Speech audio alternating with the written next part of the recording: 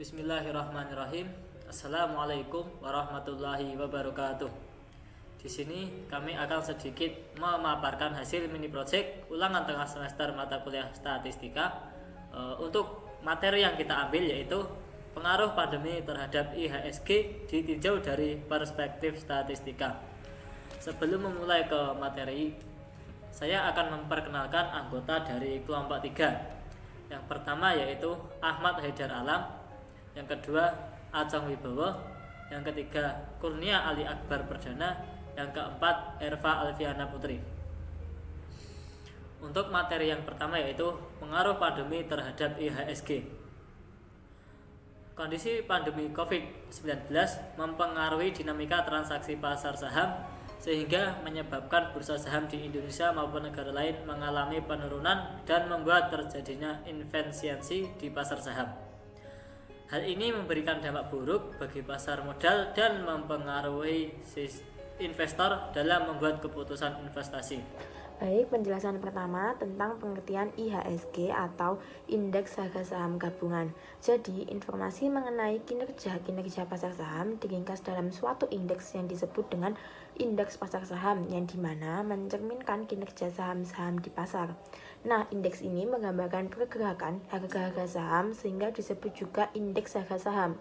Jika seluruh saham yang tercatat digunakan sebagai komponen perhitungan indeks, maka disebut dengan Indeks Harga Saham Gabungan atau IHSG. Pada tabel berikut menunjukkan bahwa grafik Indeks Harga Saham Gabungan sebelum adanya pandemi cenderung stabil di angka 6.300-an. Namun ketika pandemi datang membuat kepanikan di kalangan investor sehingga Indeks Harga Saham Gabungan jatuh ke angka 4.000-an. Hal ini disebabkan oleh pembatasan ketat yang dilakukan oleh pemerintah. Pada data yang ada pada tabel berikut menunjukkan bahwa penurunan harga saham hampir terjadi di semua sektor industri. Hal ini membuat kinerja keuangan perusahaan-perusahaan yang listing di bursa pada tahun 2020 mengalami penurunan yang sangat signifikan. Baik, yang selanjutnya yaitu kesimpulan. IHSG merupakan suatu indeks yang bersinggungan langsung dengan statistika. IHSG merupakan contoh dari jenis data kuantitatif kontinu.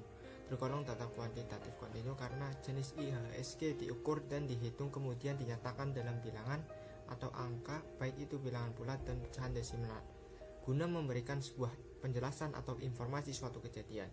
Data IHSG juga memiliki nilai kemungkinan yang tak terbatas dalam kisaran waktu tertentu. Kemudian selanjutnya yaitu dalam pasar saham, skala pengukuran yang digunakan adalah skala rasio. Skala rasio menghimpun semua sifat skala interval ditambah adanya titik nol mutlak. Skala pengukuran dalam IHSG menggunakan skala rasio. Hal ini dibuktikan dengan mengukur persentase dengan satuan harga rupiah. Sementara itu, sebaran data dalam IHSG adalah min, karena data tersebut merupakan hasil perhitungan rata-rata penutupan perdagangan saham dalam periode harian maupun bulanan. Sekian tadi pemaparan materi yang dapat kami sampaikan. Semoga kelompok kami mendapatkan nilai A. Terima kasih. Wassalamualaikum warahmatullahi wabarakatuh.